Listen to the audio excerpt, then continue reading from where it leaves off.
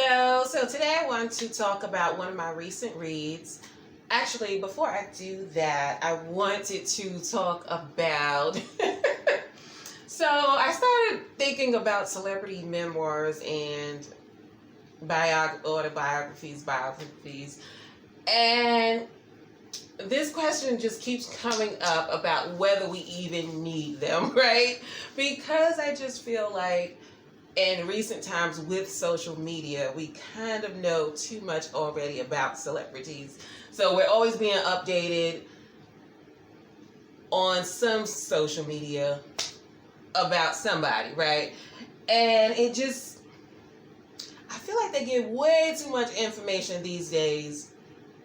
And maybe not the actual celebrity, but, whatever news program or blogger or whoever, there's so much information given about them that I'm starting to feel like memoirs are obsolete because everybody's doing the work for the celebrity. So they don't even get a chance to tell their own stories. But hello, my name is Tamika, and whether you stumbled upon Junkie for a story or are here by intention, thank you for stopping by.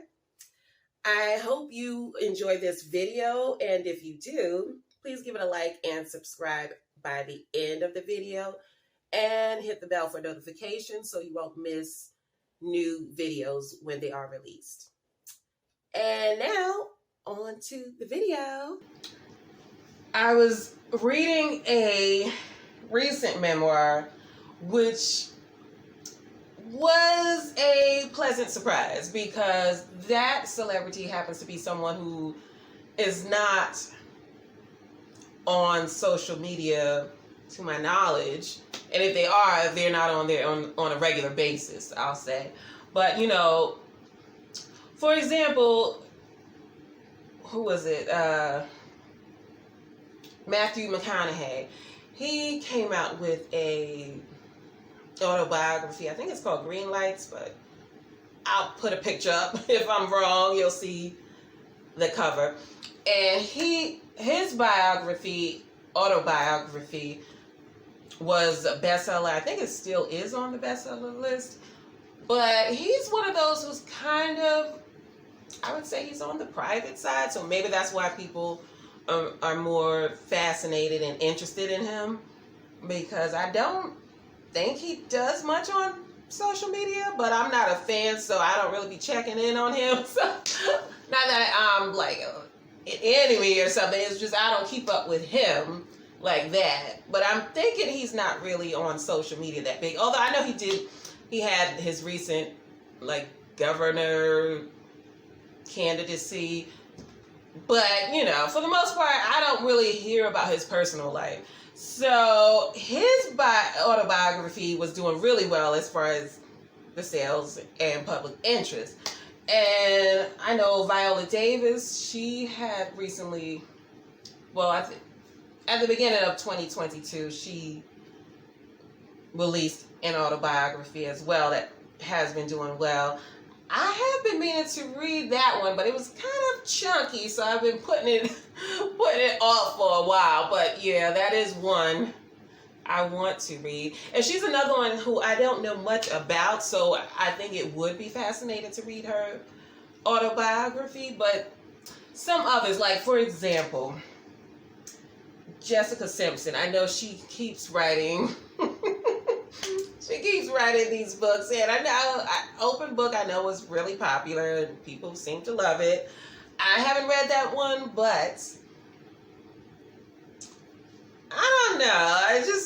I guess she had something to tell, right? I mean, she was popular at a time when, although she did have the reality show, but still, I guess there's some parts within her life that might be interesting and worthy of a book. Not that it's, I don't know if that's the word, but I'm just saying sometimes it's like they put all their business out there anyway, and then they want to turn around and charge you $30 for a book that's not really saying much new stuff. So I'm just like, why would I pay for that? Because what was his name? Justin Timberlake. He came out with something. I don't remember what it was, but it didn't do well. It flopped, basically, whatever it was, a memoir or something. And I don't hear nobody talking about it. Although, maybe that's just because people are not interested in Justin Timberlake. I can't check, I can't decipher which one that which category that falls into. But then there's Selena Gomez, who I really love, and she released, I think it was a memoir recently, but again, that flopped as well. Although she's not on social media, I believe, because she always talks about in interviews how she deleted her social media accounts. So I'm not sure why that one didn't do well, because I would think people would be interested in her, but maybe it's just all the Selena Gomez coverage, even though she's not the one in your face. It's just the news cycle and the news media, social media, they're interested in Selena Gomez. And so by the time the book comes out, it's like, do you really want to hear about Selena Gomez? So there used to be a time when celebrities were called overexposed, and sometimes they would go into hiding. I remember, I don't know who it was who said it, but somebody mentioned how, they would kind of take a break because they've been seen too much, either in interviews or on magazine covers, newsstands, whatever. But basically the public was sick of them, so they would just, take a reprieve, and come back in a couple of months or whatever. And I just don't hear that word anymore, even though there are definitely a number of people who are overexposed at this point. You got now, there was a time when people were begging Beyonce to take a break. And I will say stuff has calmed down over the years because, and then there's Taylor Swift, everything we hear about Taylor Swift. But, she's got a ferocious fan base, so no matter what, they won't get sick of her. And the same can be said for Beyonce. And then there's Justin, what's his name, Bieber, not Timberlake, Bieber. He's another one who's extremely popular, but he kind of shies away from all of that attention. Not that the other two don't, but he seems to really want to not get the attention. And maybe that's what makes people more interested. Who knows? But with all of the social media, I just feel like celebrity memoirs and autobiographies and biographies, they're starting to feel like an obsolete type of nonfiction. I don't even know if it's necessary anymore, unless, I think it depends on the age, 30 and under, I definitely don't see the point, because social media will chronicle everything they do. If you are well known, somebody is surveilling what you are doing. So you don't even get a chance to tell your story. Somebody else already told it for you. So, but if you're 50 and older, you come from a different era, so there might be some stories left to tell that nobody heard, right?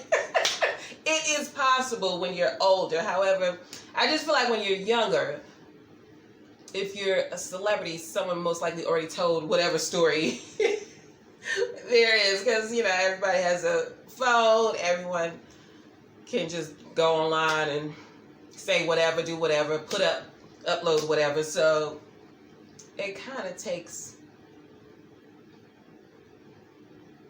the telling of your own story away from you, in a sense it does. But then, so I think there's that window between the 30 and the 50 club, right?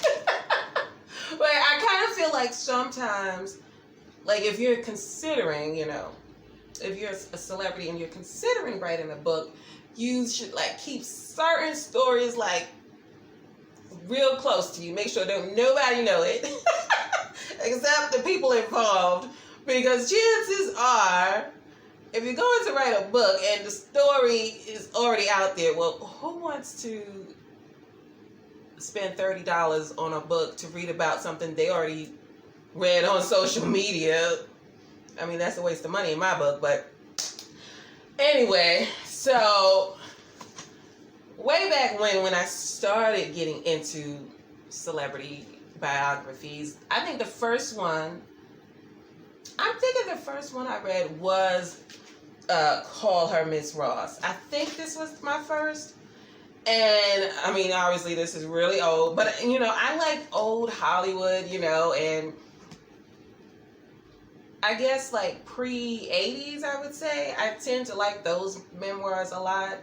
So, and this one was, now this is what they used to call the unauthorized biography of Diana Ross. Now this was a big deal back when, we'll just say. But they used to always put out these unauthorized biographies, meaning that they didn't get the okay from the subject. Which means they probably got more juicier stuff in there, than what the celebrity would divulge, And so this book definitely had a lot of juicy stuff in it. And that's what got me into celebrity biographies. And from there, I've read a ton, Goldie Hawn, Jack Nicholson, Warren Beatty, Julia Roberts. And yeah, so I like those because it's old Hollywood. But whenever I see like younger celebrities coming out with a book, I'm just like, I don't know if I want to pick that up just yet. But I happened to come across Miss Geena Davis, her memoir, Dying of Politeness. Now this is, I must say, this is a pretty picture too. So this was at my library, and the back picture it's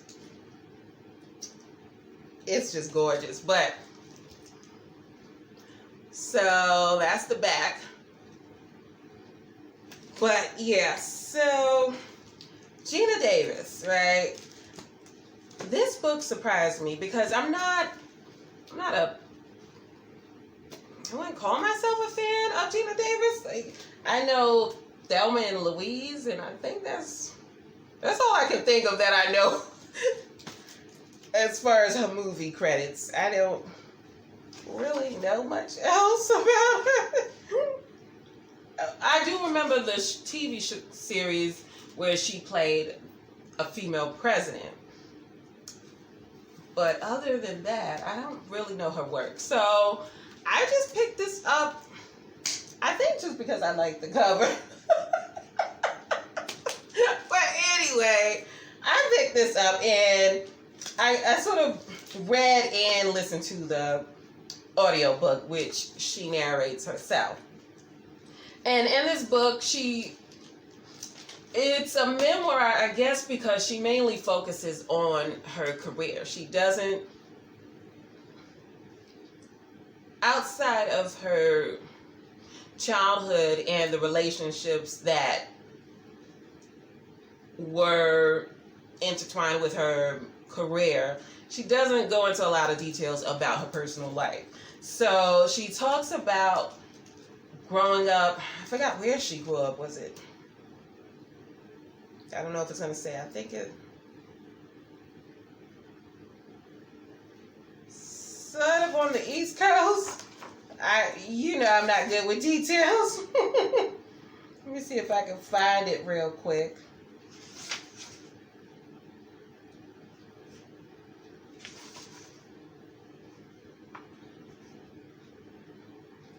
Okay, I can't find it, but I think it was Pennsylvania somewhere. And, it says she was a New Englander. So somewhere in that region, So So she has her older brother, I think he was like 2 years older than her, and her mother and father. And she grew up in that neighborhood. She was a very tall child, a very tall girl. And she calls herself, I'm not sure what the exact word she used to describe herself, but basically you get the impression that she wasn't popular for her looks. Because she was tall, but also she sounded kind of on the awkward side, maybe. And, just not good at her social skills weren't that great, okay? But for some reason, she was very, I would say, courageous, because she was in this small little town and she knew she wanted to be an actress, and she just went for it. She left her home, her family home, and went to New York, the big city, to become a model. And it sounds like that movie Mannequin was maybe inspired by her, because she talks about a time where she was pretending to be a mannequin when she used to work at one of those, high-end department stores. I forgot which one, but it was in Manhattan, and she would draw large crowds, and eventually her manager said, just keep doing this, because she was attracting such a large audience, and it was getting, shoppers in the door, right? So I didn't realize that was based on something, but it sounds similar to the movie. I don't know if that's true, but it's very similar to the movie.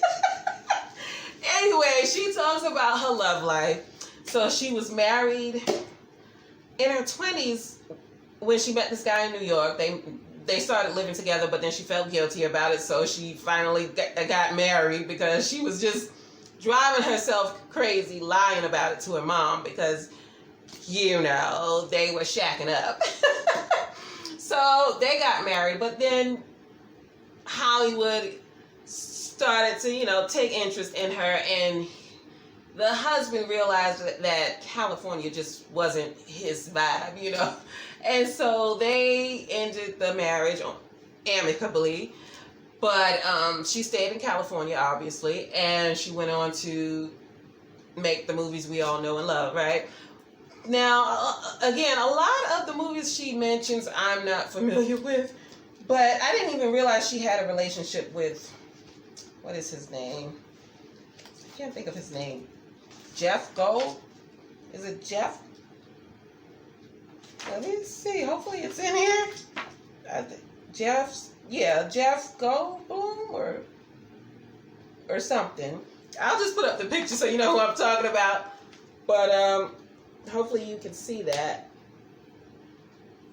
Right there. Okay. You know who I'm talking about, right? That guy. And I didn't realize they were in a serious relationship, but apparently they were. So she talks about that. Obviously, she talks about Thelma and Louise.